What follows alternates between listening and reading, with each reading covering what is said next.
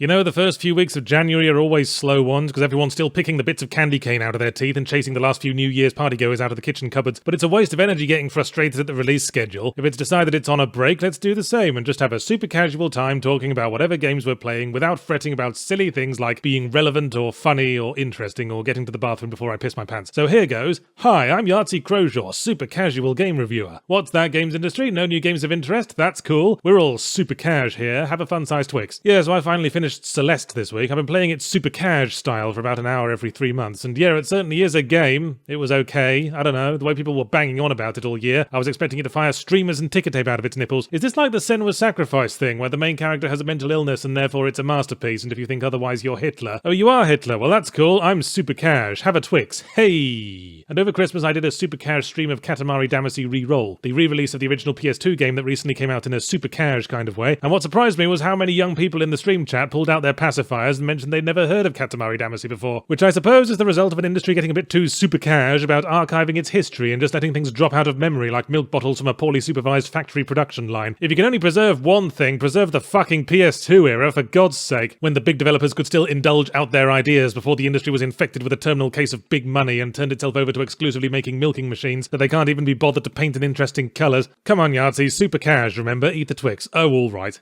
Hey, let's retro review. Katamari Damacy was a quirky Japanese game from 2004, and there's no quirk like Japanese quirk. Gosh, the Japanese are quirky, aren't they? Just look up Unit 731. Even Japan's atrocities are quirky. Hey, that's not where a human arm goes. Anyway, Katamari Damacy is about the king of all cosmos, a very serious-faced man with a Swiss roll for a head and a fondness for unsettlingly tight leggings, getting a little bit too super cash one day and destroying all the stars in the cosmos. Fortunately, this can be remedied because the king can create new stars from clumped-together balls of random quirky bullshit. And double fortunately, today just happens to be random quirky bullshit clearing out day down on Earth and everyone's fucking ankle deep in the stuff. So the king's son, the prince of all cosmos, has to come down and steal all the random quirky bullshit using a magic sticky ball that can suck up anything smaller than it. Yeah, I've got some magic sticky balls for you. Katamari Damacy's greatness lies in the simplicity of its concept and the unrivaled catharsis in its execution. You start off with pathetic, laughable sticky balls that can just about pick up drawing pins and which get gleefully batted about by the cats that patrol the living room, but then a few minutes later, after you're done hoovering up the garden furniture, you come back and there's something very rewarding about seeing an exclamation mark appear above the head of a cat that once bullied you. I see you remember me, Mr. Whiskers. After all, what good are sticky balls if you can't crush pussy? Shortly, things get completely out of hand and you move on to rolling up people, then cars, then buildings, and eventually continents and Godzillas. Presumably an awful lot of people die horribly when those Katamaris get turned into stars, but hey, there's nothing quite so super cash as a few consequence-free murders. Boy, Yahtzee, you sure have opinions on Katamari Damacy. You must have played it a lot back in the day. You might want to put tea strainers over your ears, listener, because this will blow your mind. I'd never played Katamari Damacy before. The one I played a lot of was We Love Katamari, the sequel, but it runs on the same engine and plays identically. It was doing the Hand of Fate 2 thing, same game but with more stuff, which is fine, but it does render the original obsolete, and that makes me question Re-Roll's decision to only re-release the first game. I know precisely why they didn't do We Love Katamari instead. It's because the plot of We Love Katamari is literally, let's make a sequel to Katamari Damacy. It's all very self-referential and ooh, quirky Japanese Unit 731 and anaesthetized live vivisection, etc. But it does mean that We Love Katamari doesn't really work by itself. Still, they could have easily remade both the games into one package like they did with Crash Bandicoot and Spyro and those people in the Human Centipede. Playing the first Katamari Damacy alone, I feel disappointed by its comparatively slim variety of levels and gameplay modes, and I think it suffers from being a bit over-generous with the time limits. On one late game level, I'll have sucked up the entire fucking town into my sticky balls and still have about 3 minutes to roll around the empty valley looking for every last remaining brick and dustbin and thinking up even more oblique ways to talk about my testicles. The time limits in We Love Katamari are a lot tighter, and even if you pass, the king of all cosmos will talk shit about the size of your sticky balls if you show up with anything that wouldn't immediately silence all conversation in the men's locker room, which is good because challenge is important for catharsis. The success of victory is all the sweeter when there's a clear and looming presence of failure. That's why it's important to have a few ugly bridesmaids at a wedding. Katamari is quite challenging on the base level because you control your sticky ball in the same sense one controls an overloaded shopping trolley with one dodgy wheel around a car park. See, that's what I didn't get out of Donut County. That's right, it's a Donut County review now. That's the kind of thing that happens in super cash videos. Donut County was an indie game from last year that had a similar vibe to Katamari, except instead of a big sticky ball which gets bigger as things attach to it, like what makes sense, you get a hole that moves around and gets bigger as more things fall in it. And how does that work, Donut County? Does every single loose object in this town carry a little pickaxe? Are we supposed to believe this is some kind of magic hole for wizards? Why is everyone stupider than me? In any case, amusing as it is to watch a cat fall down a hole with a stupid look on its face, after that the cat's gone. Whereas in Katamari, the cat's still there, stuck to the side of your ball, kicking its legs in fury, and you can continue taking the piss out of it. And that's why Katamari's better. Donut County has its merits, it's got a stronger story aspect, but it has no challenge, so it's a one and done 2-hour distraction, where Katamari's meatier gameplay and jaunty soundtrack makes it almost endlessly replayable. Besides, who'd want a hole when you can have sticky balls? Am I right, fellas? I'm very lonely.